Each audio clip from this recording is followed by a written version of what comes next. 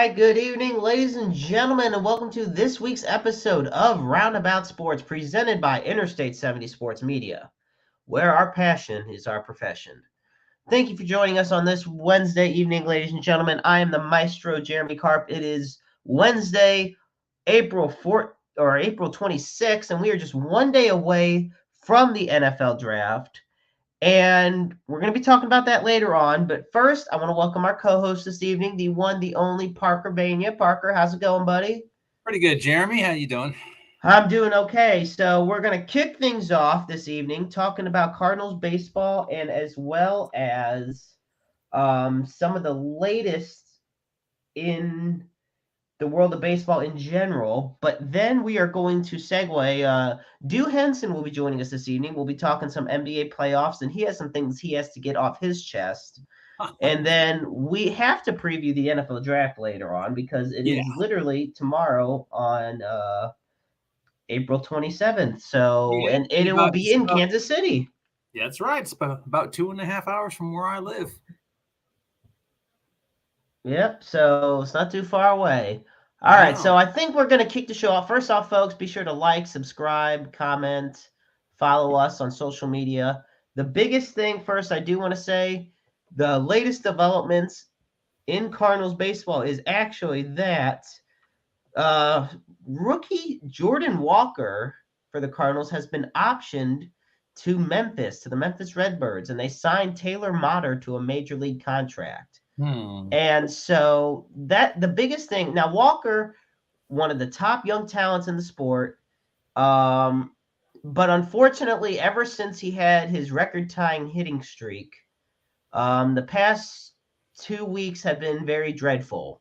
He has only hit he had a 12 game. Yeah, he's only hit 192. He's only had one extra base hit, and he's had 18 strikeouts. Overall, it is just a very rough thing to see.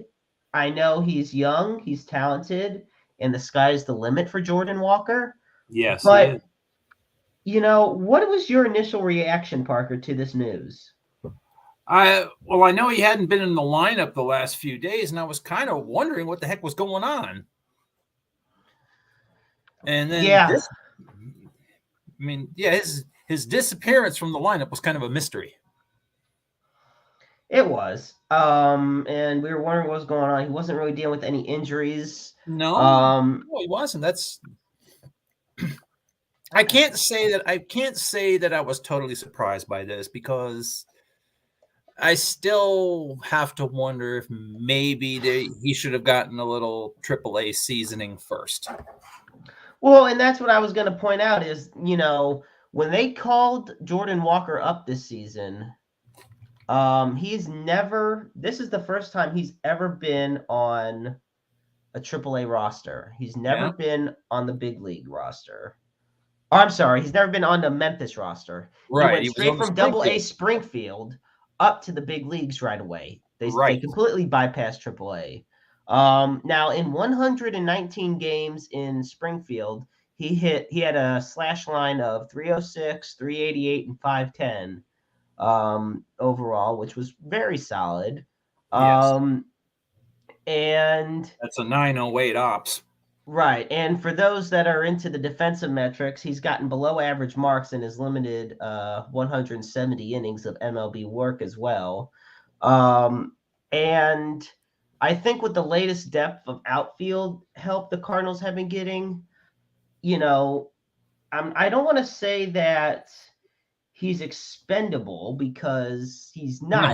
No, he's a highly touted prospect who is supposed to be a future star in this franchise. But when you take a look at what's going on with Jordan Walker and honestly the Cardinals in general, it pains to say, but there's nothing wrong with having him down there right now. Let's put it that way. No, there isn't. Because, right now we take a look. It's April 26th. He's only and the Cardinals are 9-15 and they're 7 games out of first place. They're 3-7 in their last 10 games. Obviously that's not good at all. And you think? So we take a look at that.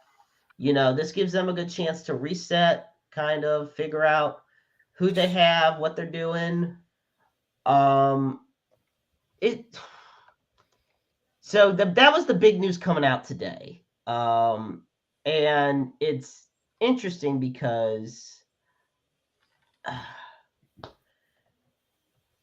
I look at the St. Louis Cardinals right now, and this was not how this team was supposed to be heading into the season. And Cardinal fans are sick of hearing the word patience. However, well, that's just tough. It is what it is. Mozeliak insists fans wait on the team. He says, the one thing I'd ask from our fan base is a little bit of patience because we do think we have the talent to win. I remember reading that. I read that this morning. Yeah. Yeah, he said that yesterday on Tuesday. I'm sorry, Jeremy. I agree with him. I'm in the middle of the road here because guess what? I get it. We need to be patient, but I mean, say the struggles continue into August. Are you still going to tell them to be patient? Well, of course not, but I don't think the struggles will continue into August. I'm sorry. I have faith in this. The pitching's been atrocious. First off, the pitching's been atrocious. Helsley gave up his first career walk-off home run last night, which stunned everybody in the loss against the Giants. Other than that, Dylan Carlson had a great game, making a big comeback, probably his best game of the year. Recently called up Paul DeYoung, has actually impressed, showing his worth again, at least for now. We'll see how it lasts. So, you know what? Brad is saying about firing Marmol. I don't think he's the issue here. I don't either. Whenever you have a young coach or a young manager in any sport, it's always going to be different. But teams succeed all the time with young managers. Look at Sean McVay from the Los Angeles Rams. He won a Super Bowl at age 32. Right. So I don't feel that is big the issue. I think the issue is just overall leadership. And a lot of it ties into the fact that Molina's gone. Yadier Molina, he could make anybody feel better when it comes to if they're struggling. Yeah. And he was with the franchise for so long, he was able to establish that connection. But you got Contreras that's new to the franchise, as well as most of these other guys that are new to the team. I think that could be. I think that could also be at the root of the problem, that Contreras is still continuing to adjust. Right, and like we said, this is April, and the first month of baseball is almost over, and mercifully enough for the Cardinals' sake. But this is the worst 24-game start for the Cardinals since 1973. Yeah, when they went 81-81 and almost took the NL East from the Mets. But let me tell you something. In 2023, 81-81 is not going to get you the division title, and especially not in the Central. No. So, I'm just saying that the Cardinals have had the comeback in them before. That's my point. I mean, look at 64. We were 6 out with like 12 games to play. Yeah. But of course, it helped us that the Phillies collapsed. I mean, and this is the thing. It's not, we take into account that the Cardinals have the talent to win. They do. Yes. The Cardinals have the talent to win the National League. The problem is they're not executing to their potential. And that is what's hurting the team the most. That's what's hurting, the whole franchise, the organization. The bullpen has been very inconsistent. You're not getting quality starts out from your main guys. The hitting has been very lackluster. They scored 14 runs one game, and they've barely scored that many since. So let's put it this way. If a pitcher's throwing a 1-0 game, you need to be able to score some runs. Yes. But if a pitcher's allowing if the hitting is scoring a lot of runs for you, you can't be allowing a lot of runs. That's right. The problem is all the things the Cardinals could be doing wrong, they're doing wrong. On top of a little bit of bad luck along the way. Well, that's what I think. I think it's not all bad luck though. No, but I think if a bounce or two had gone our way, things would be different. This is the thing. I look at the rest of the outfield room that the Cardinals have. They got Tyler O'Neill, they got Dylan Carlson, Alec Burleson, and Lars Nootbaar. Now that Walker's sent down. Only one of them has even done anything this year. Only one of them has done anything, and that's Nootbaar. Everybody else has been subpar. I mean, Carlson's only hitting .234 this year. Burleson has never been that consistent on the field or at the plate. And Tyler O'Neill, who I've praised and almost begged to have a comeback year this year, has done the complete opposite and continues to lose the faith of the Cardinal fans. And the only thing is, I would not freak out about Jordan Walker's demotion quite yet. I wouldn't freak out about it because you're just sending down a young guy. Not freaking out about Jordan Walker's demotion at all. Well, yeah, there's no reason to, because it's just a chance for your 20-year-old rookie to get some more reps in the minors and then come up. Look, it was a bold enough move sending him straight from Double-A. And he had some success, and he didn't have some success in the end, you know? So, but in the meantime, the guys you have on the big league roster need to start producing. And well, I just looked it up. Tyler O'Neill is hitting .264. But at the same time, all right, let's put it this way. How many home runs, how many RBIs, how many extra base hits, runners in scoring position, what are his stats? That's the thing. You know, in a weird way, and I've kind of tried straying away from the whole thing about metrics. But at the same time, a 300 average could look great if all you're doing is hitting singles. Because you're still getting on base. But if you're not getting, look at Walker the past, like I said, the past dozen or so games, he's gotten one extra base hit, and that was a double. You know, no home runs, no nothing. So I look at now Taylor Motter has joined the MLB roster. He'll be at the middle infield alongside Brendan Donovan, Tommy Edman, and Nolan Gorman, who's the primary designated hitter. And Paul DeYoung. Now, Motter's 33 years old. He's appeared in 7 games already this year. Now, in his career, he's batting 192 at the majors. Gee, who else do we know of that's hitting 192 in the majors? Difference is one of them's 20 years old, and the other is 33 years old. So, I don't know. I'm very and this is nothing. Let me put it this way. Optioning Walker is not a reflection of his talent. It helps alleviate concerns about the production of the outfield. And the concerns that they have defensively. That's what I look at it. That's how I view what optioning Walker is. It's saying we have enough faith in him to where we don't want to rush him and put him in. And plus, if you keep him in here for a full year, he's eligible for arbitration a year earlier than anticipated. Right. And so if it doesn't pan out, service time. Right. Which I'm not going to blame him for. It's a smart strategy. So, and then we go to the other side of the state. And I thought we were going to Waino first.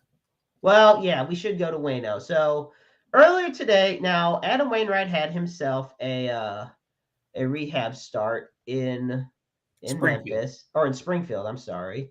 And in his stint, he actually, he went 4 1/3 with 7 hits, 3 earned runs, a walk, and a strikeout. He had 74 pitches, and 52 of them were strikes. Right. A lot of the pitches a lot of the runs and the hits came off speed pitches.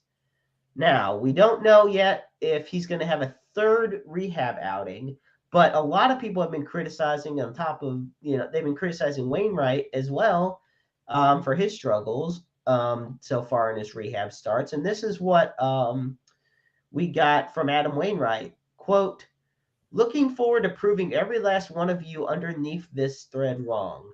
Thanks for the motivation. There's a balance. Read the comments and get depressed, or read the comments and put the war paint on. See you soon. Basically, he's telling the fans, he's telling his critics to jump in the lake. Right. And he's made it perfectly clear, he's not backing down. He could have easily retired this year, but he didn't. So no, he didn't. And there's a reason for that, He yeah, I do want to say to quickly go back to the Jordan Walker, I did get one stat wrong. He struck out 9 times in 28 plate appearances with only one extra base hit. But anyway, yes, Wainwright, I think him coming back will be huge because if anything else, Adam Wainwright is a veteran leader, which is what the Cardinals are seriously lacking. And I look at how the Cardinals are right now, and they're really lacking that true leadership, and I think this is a good chance to help out with that. Plus, I'd like to see him get his 5 victories. Yeah, he's just 5 victories away from 200. It would be wonderful to see. So I wanted to segue now here on Roundabout Sports over to Kansas City, because last night they lost in a 1-run game to the Arizona Diamondbacks in ironically enough, a 5-4 defeat, which is the same score the Cardinals lost to against the Giants. But this is the thing. The Royals went 3 for 10 with runners on scoring position, and they stranded 10 on base. And after Edward Olivares hit a home run, they stranded a pair in the first inning. Once again, Brad Keller, who they're expecting a lot out of, struggled. He only went 4 innings after 4 runs and 6 walks. At that point, he was already at 95 pitches. The first 3 innings, he walked the leadoff man. I look at now, Salvador Perez continues with he drove in 2 runs, and Kyle Isabel pinch hitting drove in another. But meanwhile, we talk about how the Cardinals are 9-15, the Royals are 5-18. And they continue and I'm sorry, this is actually from Monday's game, but nevertheless, I believe the Royals lost. Royals were shut out today too. Yeah, the Royals shut out. They lost 2-0 against the Diamondbacks on Tuesday. So basically, right now the Royals are just a complete mess, just like the Cardinals are. Right now, the Kansas City Royals, as of April 26th, are 6-19. They are 2-8 in their last 10. They are trailing in their division. They're trailing everybody. They're last, but they're right behind the White Sox, who are 1-9 in their last 10. The big thing for me is they play better on the road than at home. They're 5-7 on the road. They're 1-12 at home. It's not even May yet, and they've lost 12 home games. You only get 81 on the season, and you've already lost 12 of them. Yeah, and actually this season the Cardinals are getting 79. Yeah, that's true. The Cardinals are only getting 79 because of the series at Wembley. But they are technically the home team for that series. They are the home team. They just only get 79 Busch Stadium home games. Right. And honestly, at the rate they're playing, I don't think a lot of people are complaining. So we'll see what happens. Wainwright coming back, may make a big difference. Contreras has to really start stepping up. The bullpen has to start stepping up. Overall, the Cardinals need to play up to their potential, because right now they're doing the exact opposite. They have one of the worst records in the National League. I don't recall. I saw Goldie's remarks on KOMU with Ben Arnett, and he's basically saying, we're going through a rough patch. It is what it is. We just need to get through it. Yeah. I mean, and that's the best way you can put it. And there's plenty of That's the only way you can put it. Sorry. No, I was saying there's plenty of ways you can, but that's definitely the best one. All I'm saying is, if we get into the summer and it's not getting any better, there's gonna be a lot of calls for some people's names to be off that roster. Yeah, well, will Nolan Arenado be one of those names? No. Arenado and Goldschmidt are the main guys that are going to stick around. You don't think they'll want to go to a contender? You know, the Cardinals in their own weird way are still contending, but they're just underperforming. There you go. So that's a great way to put it. Yeah, they're not contending. Yeah, they're not hitting on all cylinders yet. Right. So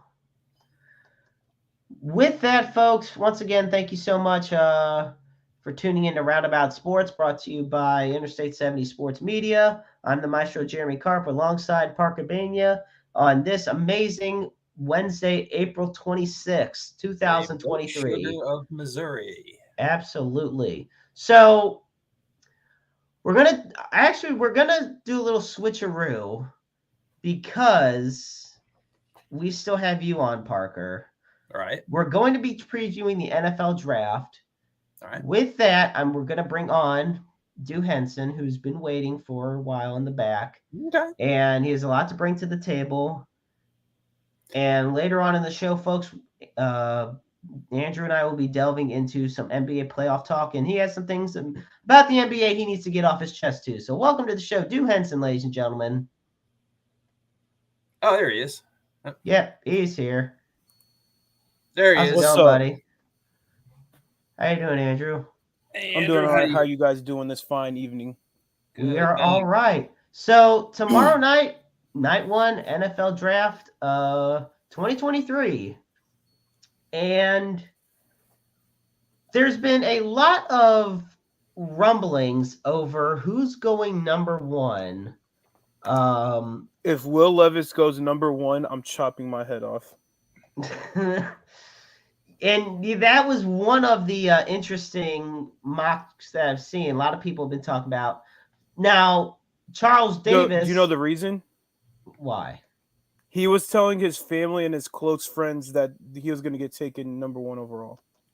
So he'd be going to the Panthers. Yep. Well, it's interesting because now Charles Davis came out with his latest mock draft, and he has Bryce Young from Alabama, the quarterback, going to the Panthers number one. He has Will Anderson Jr., an edge rusher from Alabama, going two. The next quarterback would be at 4, and that's C.J. Stroud.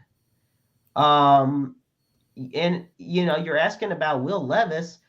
Well, Levis gets taken in his draft at number 12 to the Texans. Right after the Titans, in his mind, take Anthony Richardson. Yeah, I was going to say, are the Titans going to draft a quarterback to back up Tannehill? Because didn't they just part ways with Malik Willis not too long ago? So the Titans have not parted ways with Malik Willis, but reports are surfacing they are very unhappy with Malik Willis. Yeah, I just wanted to clarify that. And, I'm not going to lie, I can't exactly blame them because he's been very disappointing. In the action we rock with Malik Willis. Well, apparently, the stats don't lie. Neither does the record. I will say not having Ryan Tannehill help him out is definitely detrimental to him. And that's not a Malik Willis fault. No, that's a Bud Adams or a Susan Adams or whoever the heck controls that team now. It's her fault. Now, I look at the Kansas City Chiefs. They're drafting right now. As of this moment, they are the 31st pick because Miami had to forfeit their first-round pick. Oh, that's why there were only 31. Yeah. So with that, there's only 31. And the Chiefs, This is an interesting one. Charles Davis has Luke Musgrave, a tight end from Oregon State, a senior, being drafted. Why? What are your thoughts? So it says here, you've got the best tight end in football. What are and they have Noah Gray. Why? Well, this is the thing. It says, instead of focusing on the trenches, they take their shot on their future Travis Kelce, who really stood out at the Senior Bowl and throughout the draft evaluation process. So in his mind, the Senior Bowl, that game nobody watches. Yeah. So in his mind, that the Chiefs are skipping over Noah Gray almost, and just going right to Luke Musgrave. Now, that's just one person's one in mind. Opinion. Believe it or not, it's just one opinion. Believe it or not, I believe it was Arrowhead Pride that did a mock draft on Madden. And this one I do like. Believe it or not, for the first round, they have them getting Anton Harrison, a left tackle from Oklahoma. That I can see more because, especially with Orlando Brown gone, and Patrick's still going to need that protection. Yeah, you need your blind side set. And the Chiefs have always had an above-average offensive line, but they've never had the best in the league. In Mahomes' career, they've never had the best, but they've had always an above-average one. But things have been going a little different now with this offensive line because you take into account. So Andrew Wiley, the longtime Chief, left to go to Washington. Commanders? Yep. Andrew Wiley left. You mean that team that Jeff Bezos is going to buy? Yep. 3-year deal, $24 million. And then we get Jeff Bezos is going to be able to pay him too. Yeah. So right now, you got Creed Humphrey leading the way, but overall, you got Nick Allegretti, Blake Bell, you got Austin Ryder on this line, but I think they need to get a left tackle. Andrew, what do you think? When you bring up Orlando Brown, I agree. Yeah, so do I. Because that was definitely the big right. Believe it or not, Mahomes is acting like he's played in this league for 10 years already. I think they can land D-Hop too. I think D-Hop's gonna. So that was also something our very own Jeremy Housewright, actually known as the good doctor around here, folks. He also was hearing rumblings that the Chiefs were looking to potentially trade out the first round if it meant getting DeAndre Hopkins. The problem I see with that, look, and some people may not think this is plausible. That's fine. There's no way I see the Chiefs not drafting in the first round in their own home city. Yeah, no. If the NFL draft is in Kansas City, I'm sorry. There's no way they're not. Union Station down brick by brick if they did that. Exactly. And it is just wild right now in Union Station in Kansas City. They're getting so ready for the draft. I don't see it to where they don't make a first-round pick. Now, I could see them easily trading a second-round pick, maybe even a third, maybe something for next year. But if I am the Chiefs, I would definitely go with the strategy of going with getting a DeAndre Hopkins. Obviously, Odell's already with the Ravens, so you lost out on a chance with him. But I think D-Hop's the safer pick, too, if you trade for him. Now, I wonder who's going to be our Isaiah Pacheco this year. I mean, I'm talking our steal. We hit the jackpot when we drafted him. You know what? A part of it for me is less of a jackpot with Pacheco and more so of a bust in Clyde Edwards-Helaire. There you go. That way, yeah. Because Clyde was a bust. I'm at the point where I can label him as such. No, he was great. No, Pacheco's taking over the spot, and he ain't gonna let it up. He need to quit running so aggressive. He's scary. Yeah. Is Clyde Edwards-Helaire gone? Have he and the Chiefs officially parted ways? I do not believe so. Let me double check, but it looks like Clyde is still with the Chiefs. But so technically, he's with them. He's just not figuring in their plans, if you will. Exactly. Now, something came up here, Andrew, and I wanted to share this with both of you guys. And we're going to go team by team. Obviously, 32 teams in the NFL. So I'm going to, just go one at a time here. NFL Rookie Watch on Twitter has put out in a celebration of the draft every team's biggest NFL draft bust since 2010. That's crazy. So we're going to start, of course. We're going alphabetically. We're going to start with the Arizona Cardinals. And they have Josh Rosen. Yeah. And he did that to me on purpose. Yep, that was the first one. Andrew was not a fan of Josh Rosen. I was, and I was disappointed because I felt he got the short end of the stick when they went the very next year with the coach and everything and drafted Kyler Murray. Yeah. With the Atlanta Falcons, it was Tack McKinley, who they drafted 26 overall. Mm-hmm. The Ravens was Brashad Perryman, 26 I was going to go with Kyle Bowler. Well, Kyle Bowler was before 2010. Remember, these are everybody since 2010. Okay. So 2010 to now, so past 13, 14 years. For the Bills, it was a first-round quarterback by the name of E.J. Manuel. Oh, yeah. Because there ain't no way you got...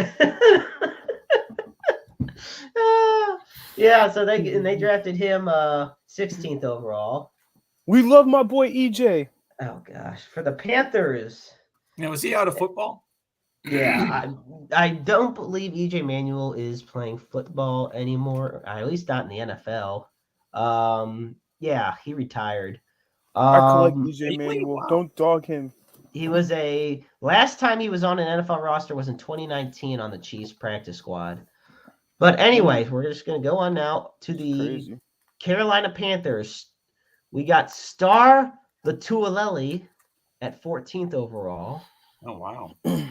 Now we got two wide receivers. This one for two teams. Oh. Oh, yeah. Andrew's got that. He had to show it off. These guys. Amazing card. Folks, be sure to go on Cards by Do if you have Instagram. Check out some of the amazing stuff he's got in his collection. And even for sale. Game jersey swatch. But we also, for the Chicago Bears, we have Kevin White, a wide receiver. Yeah, that's a good one. Yeah. 7th overall. He could have been. Oh my gosh. We have John Ross for the Bengals, who was drafted 9th overall. Too fast. For Cleveland, and it's interesting because I want to ask Andrew because he knows how big of a Cleveland Browns fan I am. Who do you think it's going to be, Andrew? Since 2010. Hold up. His name's right there. Who do you complain the most about? Who is Johnny Parker, Football? Who is Johnny Football? Andrew says Johnny Football. Johnny, Parker, what do you think?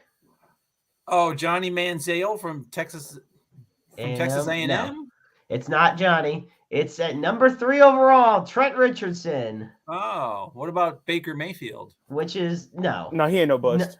No, Baker's not a bust. Just how about Tim Couch from Kentucky? No, 1999. Remember Parker? Oh, sorry. 2010. God, go back way too far. I could say it's gonna be Johnny Football. Yeah. Well, and Trent Richardson had his good years were with the Browns. It was when he was traded away, his career went down under. But anyway, exactly.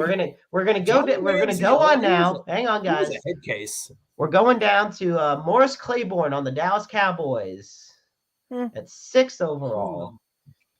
Should say Dak Prescott. No, I'm kidding. No, Paxton Lynch, 26th overall for the Denver Broncos. Really? Wow. Should have been Drew Lock. Yeah, it could have been Drew Lock too. I'm not gonna lie.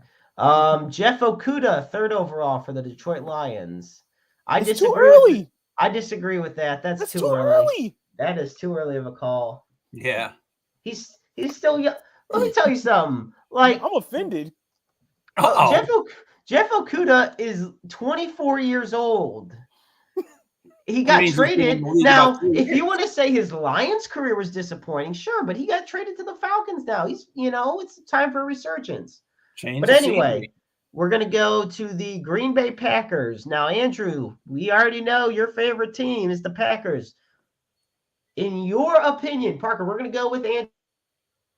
Of course. Andrew first. Your opinion, the biggest draft bust for the Packers since 2010. Kevin King. You got Kevin King. Parker? So do I. You got Kevin King? Yep. It is not Kevin King. I think the jury's still out on Jordan Love. We'll see how that plays out. You can't. That's not fair if they say Jordan Love. No, I said the jury's still out on him. Yeah. Right now, drafted in the first round, 26 overall in 2013 by the Green Bay Packers. Tony Jones. I'm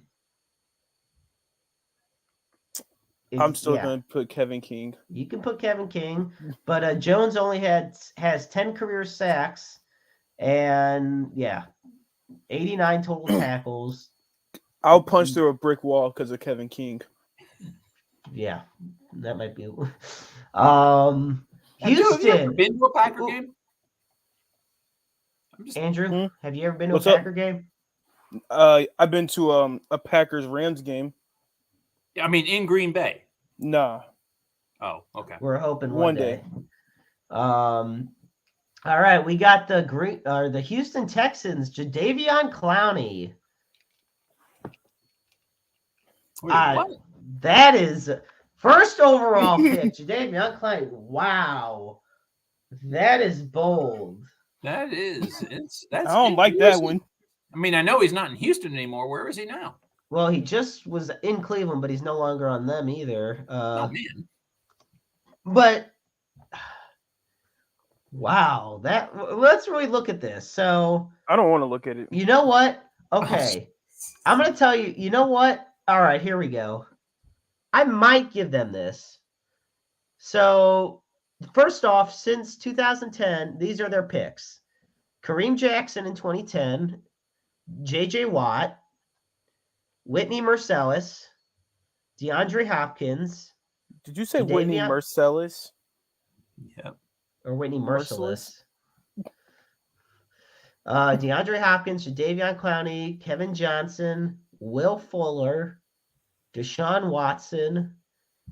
Then and he's playing for you in Cleveland now. Yeah. They didn't have a pick in 2018. Titus Howard. And then they went 2 years without a first-round pick.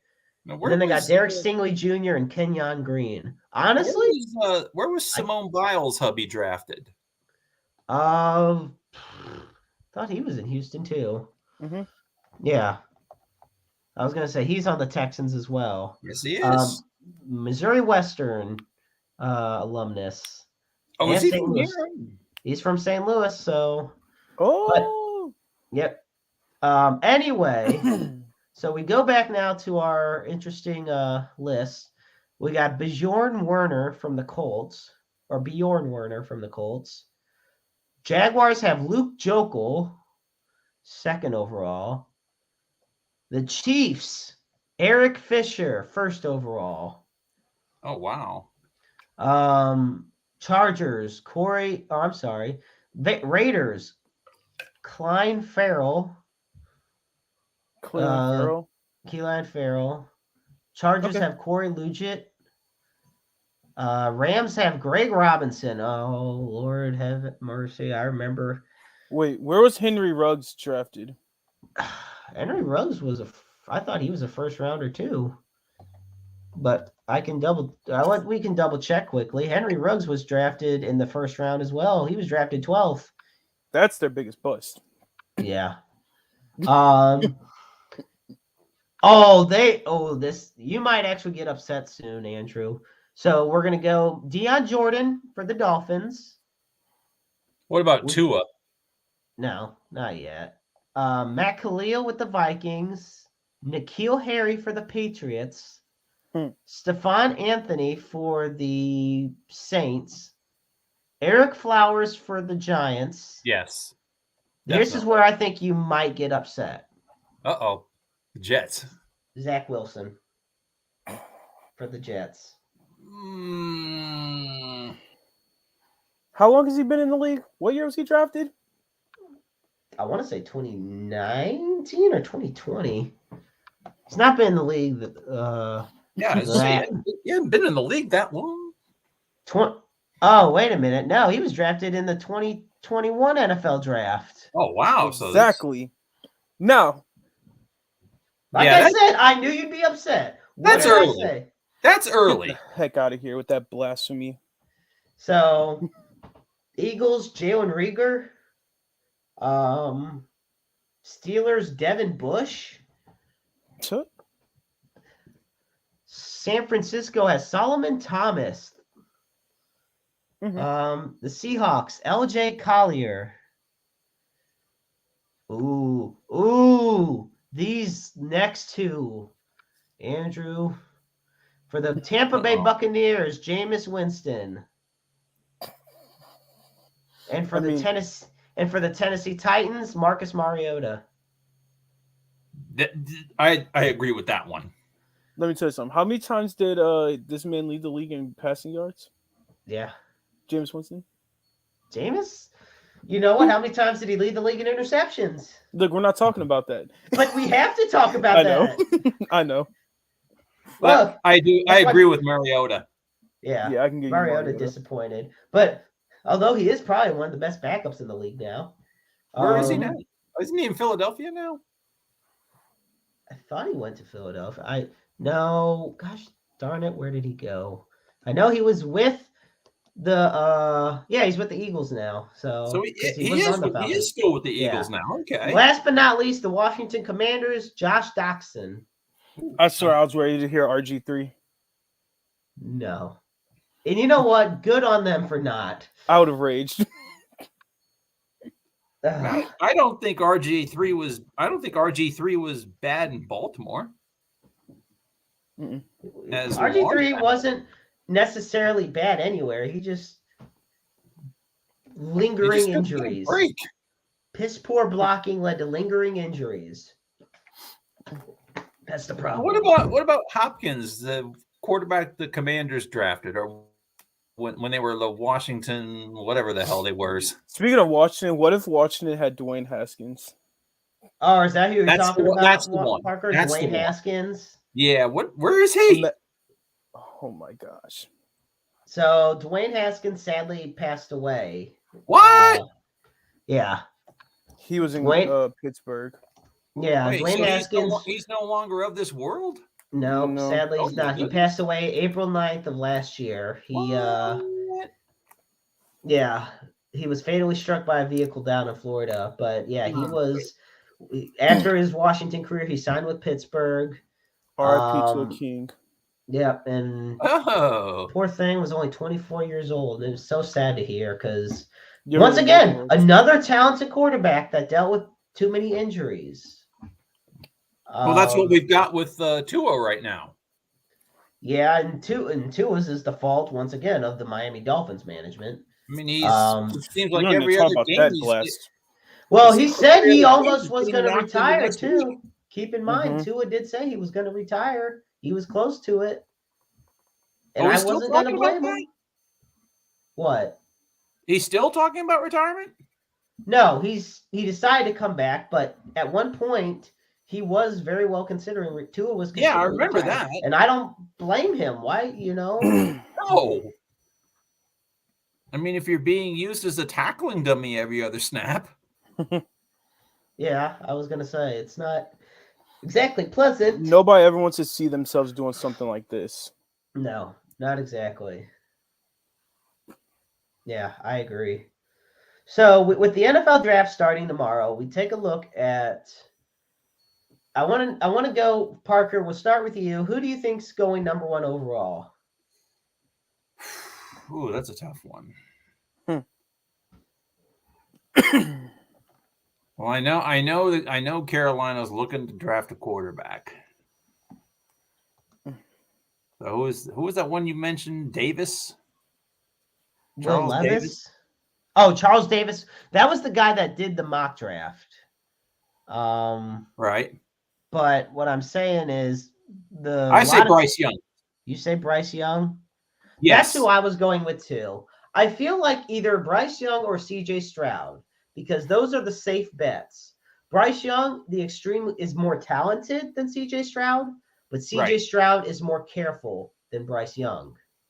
CJ Stroud has size. Exactly. To me, Bryce Young is going to be just another Kyler Murray. Like no Anthony Richardson in the conversation? I think his stock's really fallen. Mm-hmm. It's interesting too.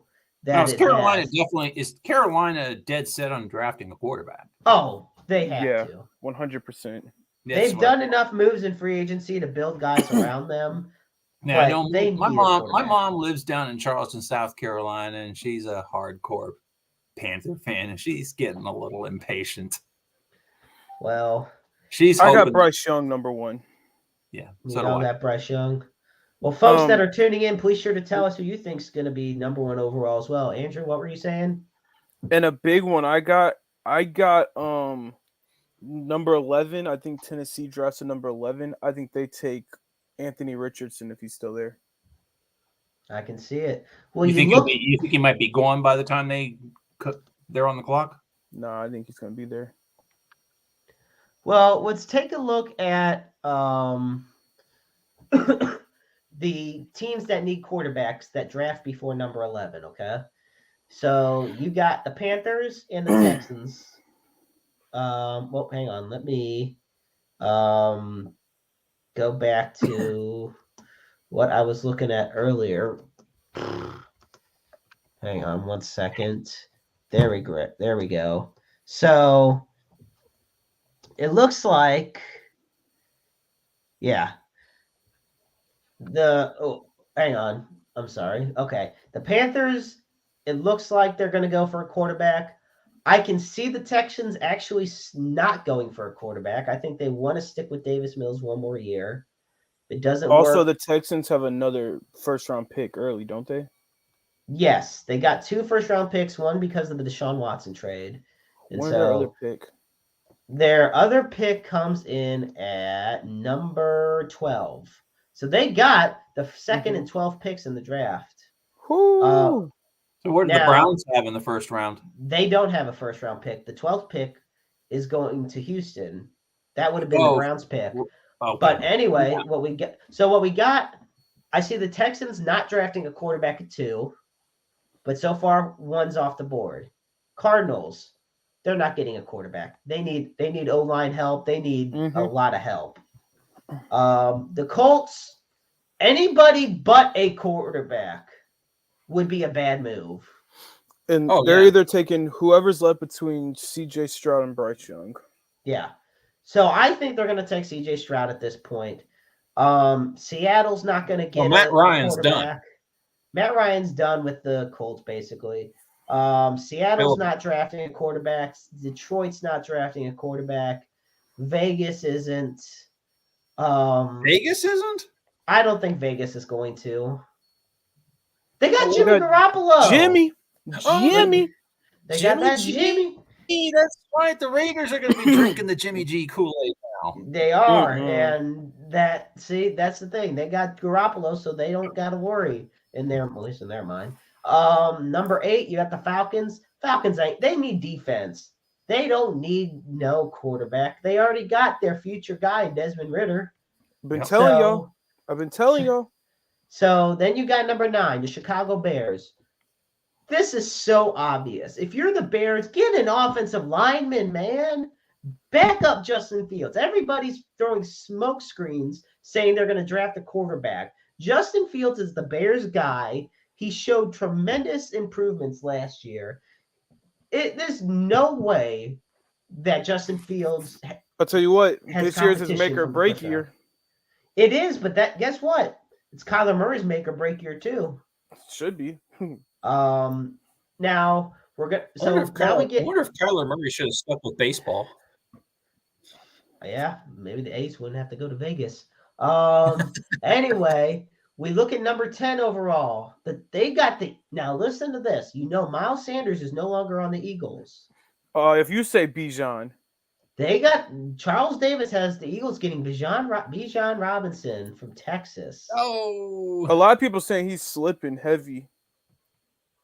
I think he's going to slip, but I still think he'll be in the first. Oh yeah, he's 100% going in the first round. But I can see him falling down because it's all about team needs. How many rounds are there total? There's 7 rounds total. God, there used to be 17. Yeah, there used to be a long NFL draft. Thank God we don't got to deal with that right now. And then, Andrew, what you were saying, you had the Titans getting Anthony Richardson, which Charles Davis does. Oh. The Texans, at number 12, they got getting Will Levis, which at this point, that's all who's left. Hendon Hooker? They're not getting Hooker at 12. They're not. Not even. No. No way in hell. I will send like a live video on the media page on Facebook if they draft Hayden Hooker over Will Levis at number 12 tomorrow night. You know what? I'm going to speak it into existence. Okay, you do that. Now, here we go. For number 13, the Green Bay Packers. Who are they getting? Give me my receiver. You know who I want? It's the guy from Ohio State, ain't it? Give me my boy. And that's who Charles Davis has going there. Yeah, that's who I want. Yeah, I've been telling you for it. Buzz I've been hearing too. All right. So been wanting for months. Trivia.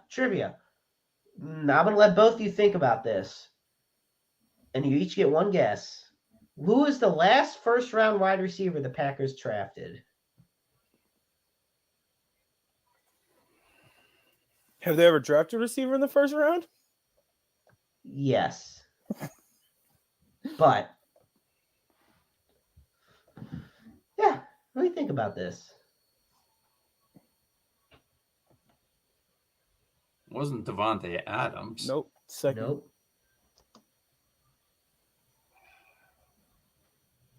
Lofton? Nope. No, he wasn't even a Packer originally, was he? Yes, he was. Oh, he was. Well, yeah, but he wasn't.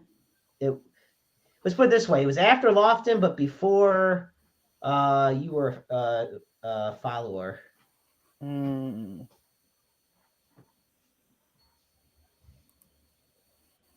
know?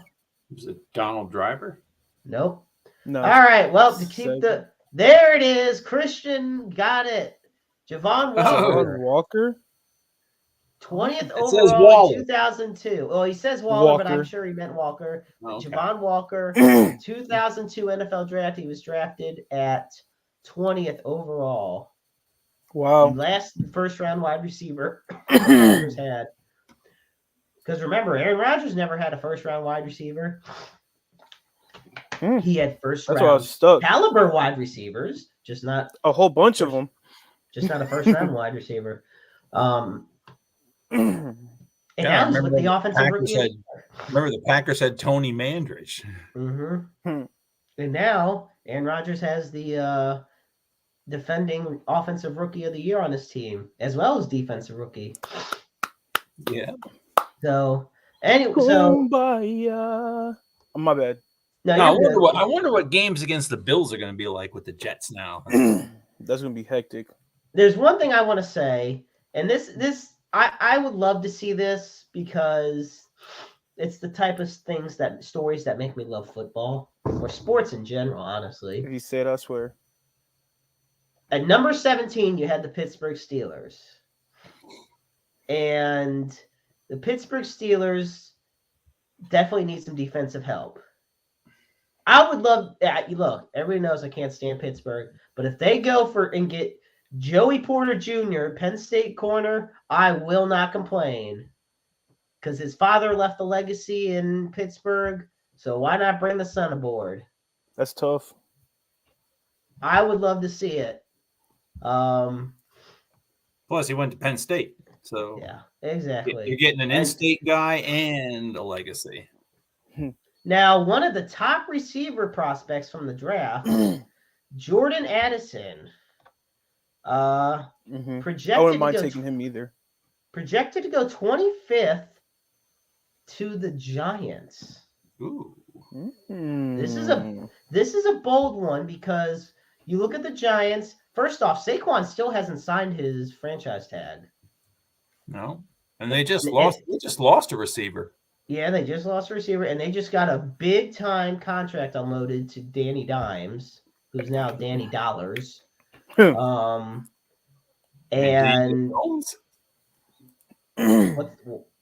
so I look at the Giants situation. Danny Jones is going to need to earn every penny of that big contract.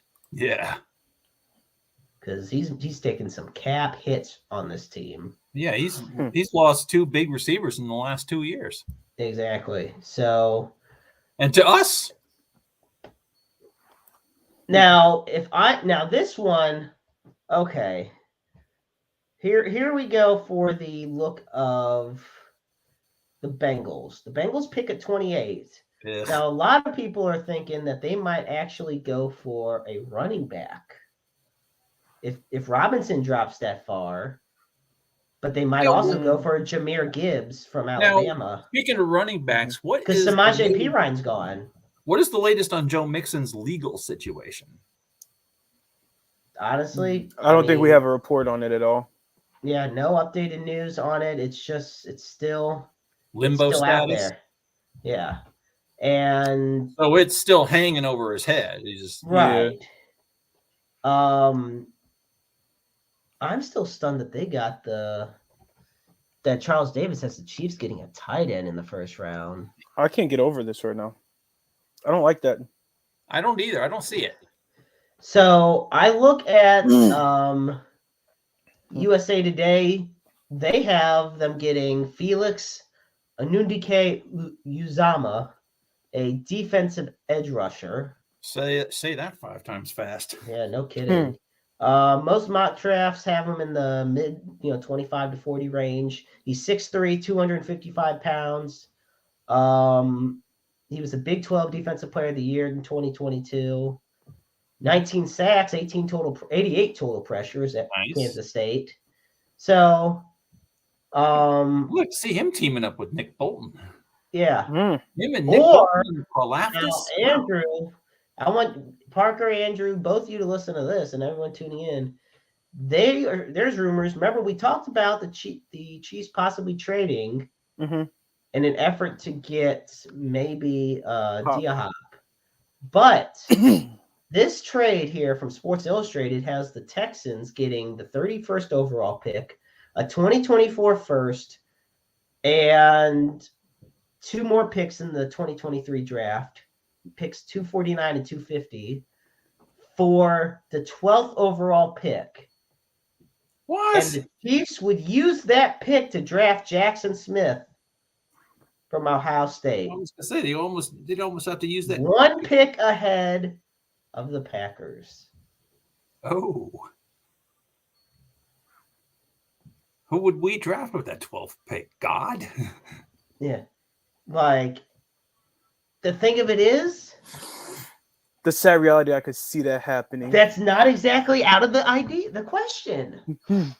I could see the Chiefs doing something to get the second you said 12, I got bitter. Because you knew. Thought of it. Well, look, this is how I look at it then. And I feel like the Packers might have a plan for that, because I feel like if they don't, they're going to just get Jerome Addison or Jordan Addison. Yeah, I'll take Addison. So it's either going to be Jackson Smith or they're going to get Addison, I feel like. Either one, any other pick than that. Now, is there a possibility that the Chiefs could use that 12th pick to get Addison? They very well could.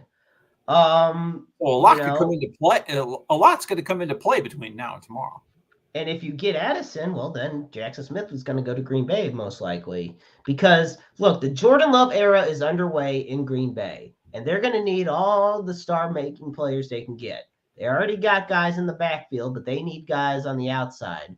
Because I'm just going to tell you right now, who they have is not going to get the job done at wide receiver. Especially considering one of their leading receivers has already gone to the Jets where their former quarterback went. So I look at that, and then, the Chiefs have, once again, the 31st. there's so many possibilities. Yeah. And we look once again. Now, here's another interesting one. DeJuan Jones, offensive tackle from Ohio State. Get another offensive lineman, because you lose Andrew Wiley and Orlando Brown in free agency. Okay. Now, you signed Jawan Taylor to a big-time contract, so he's going to be a starter. With the price tag they paid. I like the idea of getting Harrison. Which Harrison? Anton Harrison. Oh, Anton. Yeah. Harrison's a good pick. Mm-hmm. And Draft Network has them projected to get not just DeJuan Jones 31st overall, but at 63rd overall, get that Felix Uzama edge rusher from K-State, which right there solves two big issues, defensive line and offensive line. There was one mock draft I saw. The Chiefs were supposed to get some guy named Carter from, I don't remember what his first name was. Jalen Carter? They were supposed to get some guy named Carter from Army.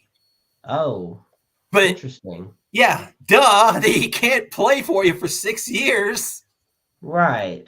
And I'm going to take an overall pick. So I want to take one more. And once again, I want to pull up a couple more mock drafts before we move on in the show. Okay. Once again, they got the Chiefs getting Felix Unudike Uzama. And this is from, I believe, KSHB.com, and from Bleeding Green Nation, which is basically the fan-sided Eagles site. They do have the Chiefs getting, let's see. Ooh, this is interesting. They got the Chiefs getting Zay Flowers from Boston College. So we'll see how it plays out. I'm ready. I'm ready too. Me so too. We better not draft no bull jive. I'm telling you. Yeah. So Parker, we're gonna have you back on the show shortly. We got some NBA talk to get into, so we'll see you in just a little bit, my friend. Sounds good. All right, ladies and gentlemen, welcome to Roundabout Sports. For those tuning in, I'm the Maestro Jeremy Carp alongside Dew Henson, our big-time basketball expert. Now, there's something, Andrew, that you've been wanting to get off your chest in regards to especially what's been going on in the NBA playoffs as of late. And you had sent me, first off, there was one involving Jason Tatum that occurred on Tuesday, April 25th. And I want to say before we get into that quickly, did you hear about Anthony Edwards? I think it's a stretch. Before you even tell, I think it's a stretch. I don't agree. I think it's bull jive. So for those that don't know, Anthony Edwards is being cited for an assault charge. Isn't it 2 counts of third degree assault? I mean, so it says he's being cited for third degree assault after he allegedly swung a chair that struck two female employees following the team's loss to the Nuggets. And they were in Denver when it occurred, but Edwards, after they lost the game, headed to the locker room and swung a folding chair, apparently injuring the employees. The injuries were not serious. Go ahead. If you're to look at the video, it's very pixelated. Yeah. Every video I've seen is very pixelated and looks edited in a way. Just saying. And this is the thing. If convicted, Edwards faces jail time and a fine of up to $1,000. The court date in Denver is scheduled for June 9th, and it's a Class 1 misdemeanor in the state of Colorado. So we'll see what happens. And yeah, so I wanted to get that out there, but this is your floor. You go on with what you got to say on the NBA right now. But first, let me preference. I know I'm from St. Louis. I know I'm a Celtic fan, but why does the NBA referees hate Jason Tatum so much? They give him the dumbest technical fouls I've ever seen in NBA history. The dumbest. I just want to say that. Now, these referees are getting on my nerves with the technical fouls they're calling, the ejections they're giving. Like, do you know how many ejections we've had this and the amount of stupid fouls? Like, I don't even understand what exactly is going on in the NBA right now. And then the injuries on top of everything, just it's like I want to watch basketball, but it's hard to watch basketball. Well, yeah. Most definitely on that. I look at what's going on with the NBA. First off, the ejections are definitely outrageous. You and I have seen enough playoff basketball. And another thing, wait a minute. Can we talk about the fact that back in the finals, when it was Golden State and Cleveland, when Draymond hit LeBron in the groin, he got suspended for a game? Okay. Can we talk about how Dylan Brooks didn't? That's true. I'll wait. And a big update for everyone, the Golden State and the Kings game, De'Aaron Fox is expected to play. Wow. With a broken hand. Well, in a weird way, why wouldn't you? I mean, first off, I mean, it is the playoffs and it's the Kings' first playoff appearance since like 2006 or something. But at the same time, like, that is crazy to think about, playing with a broken hand in a game that literally you need your hands. So what's your take on all the stuff going on in the NBA with the refereeing? Let's not talk about injuries right now. Let's talk about just that. The injuries, it happens. It's sports. It's ridiculous how much though. Yeah, but at the same time, I look at the officiating, and I think they're pitter-pattering. They're very nitpicky and almost petty to the point where they're just calling anything and everything. This is how I look at it. As an official, there is this level of respect, though, that we as fans have to give. But because it is a hard job, you know. For example, like Hollywood, James Knox, you know, in Hollywood, we love you, man. We're thinking of you. As always, you know, he's an umpire. He's a baseball umpire. And he has expressed a lot of times about, you know, the grind that you as an official has to go through, whether at the collegiate level or the pro level. Yeah. That said, you know, that's that old saying, with great power comes great responsibility. Well, a lot of these refs are irresponsible. I mean, they make some very piss poor calls. And I think what you said summed it up was that it makes the game hard to watch. Yeah. You know, a team being undisciplined is different than refs being erratic. If a team is undisciplined, that's a coaching thing. That's a mental thing. They need to work on that. But if the refs are, yeah, big time. But if the refs are just out there calling fouls on everything, and of course in the NBA there's enough flopping around that you think they're fishing. They're up from. I mean, who was it on the Suns that held the wrong shoulder after Russ knocked into him? Who was that? Yeah. For those that don't know, there was a guy on the Suns, and I forget his name, and I'm sorry that I do, but he got bumped into by Russell Westbrook, and Russ got a flagrant, and what ended up happening? The guy was on the ground holding the wrong shoulder, the opposite shoulder that got hurt. So, yeah, great, you know, story right there, folks. Really to show. By the way, big shout out to Russell Westbrook, man. He did everything he could. We'll see you next year, buddy. Yep. There you want to talk about injuries? Kawhi Leonard and Paul George were out that series. Yeah, and that's the thing. You know, and I think it's also, and I know you didn't really want to delve into the injuries for a second, but it's not even just the amount of them. It's just about who. Only superstars. Look, hang on. In the past 2 minutes, you mentioned Kawhi Leonard, Paul George, and De'Aaron Fox, all suffering major injuries. And while the jury's out on what's going to happen with the Kings now, look at what happened to the Clippers. you know? The injuries are just astronomical in the NBA right now. You know, you look at what's going on, and I don't know. It's been a rough playoffs to watch so far. Mm-hmm. It really has. And Parker is about 5 minutes away from being correct because the Knicks are beating the Cavs, and if the Knicks win, they will advance. And I know I made the bold pick. This was bold. It wasn't my official. That the Cavs would win actually make it to the finals, but you know, bold thought. So, nevertheless, besides the officiating, besides the plethora of injuries, what has really stood out to you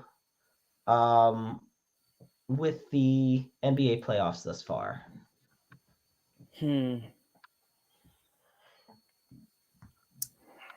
What really has stood out to me?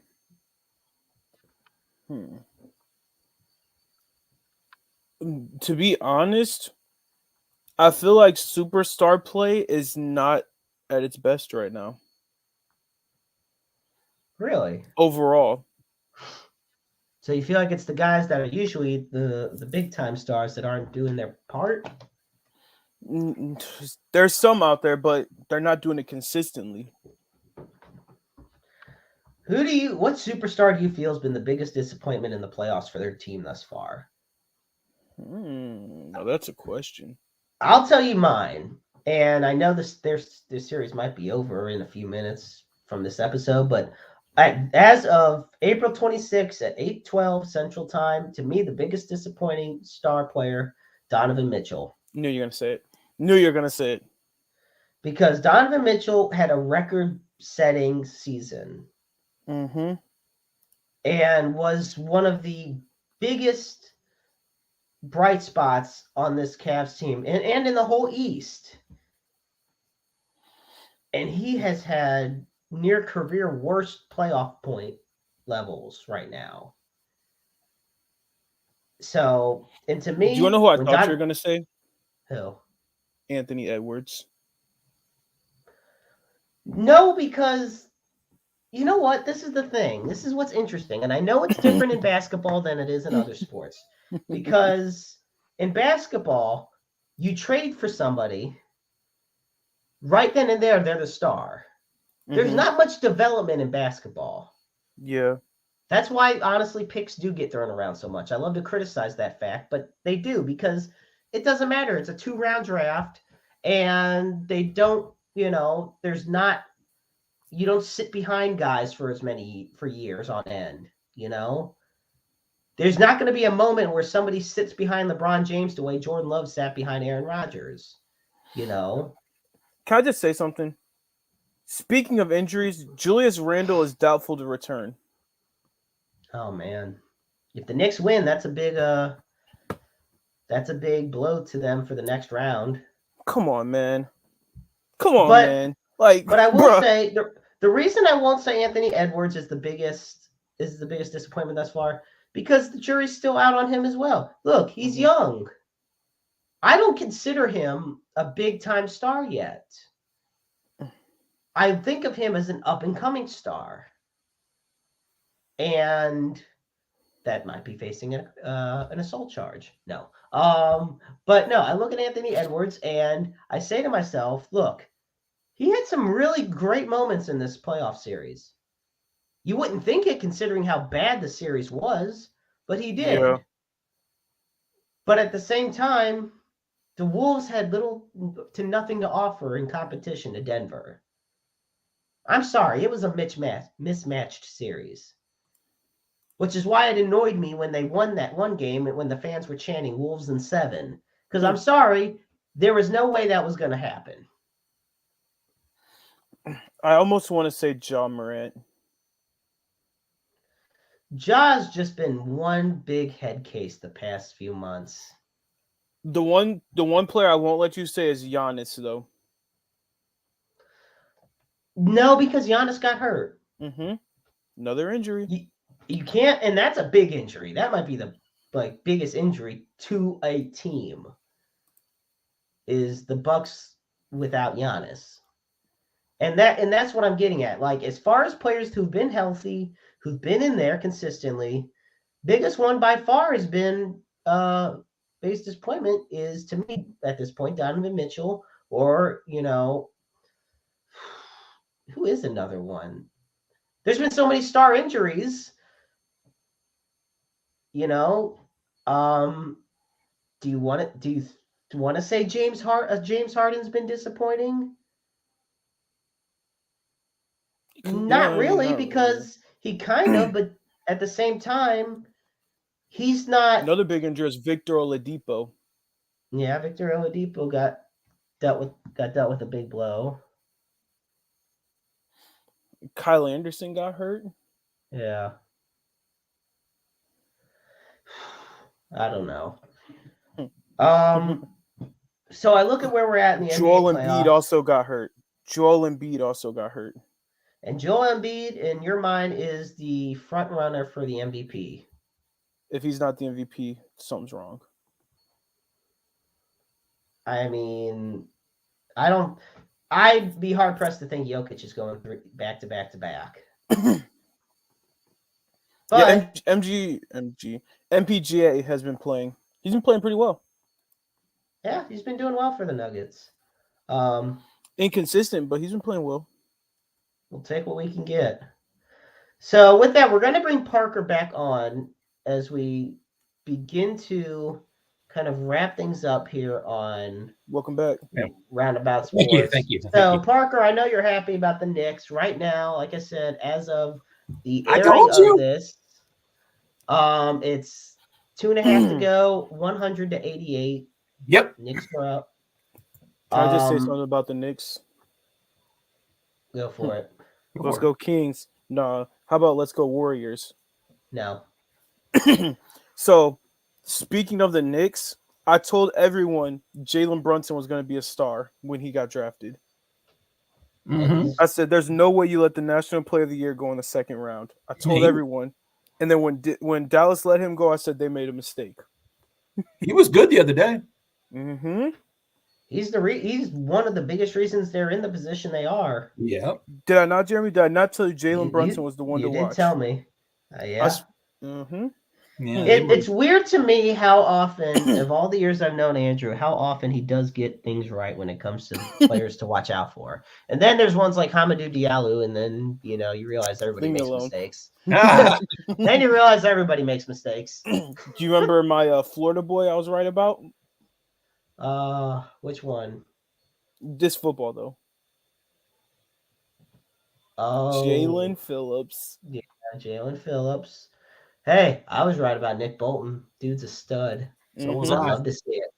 I did not want Green Bay to take Nick Bolton. Well, thank you for that.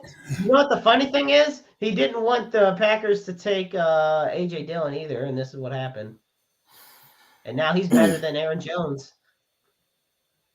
Yeah, I think Nick Bolton's fine where he is. As a runner, yes. As a multi-dimensional athlete, no. But he is a better runner. A.J. Dillon's I like better. Nick Bolton in Kansas City. You what? I like it too. I like him Bolton in Kansas City. Yeah.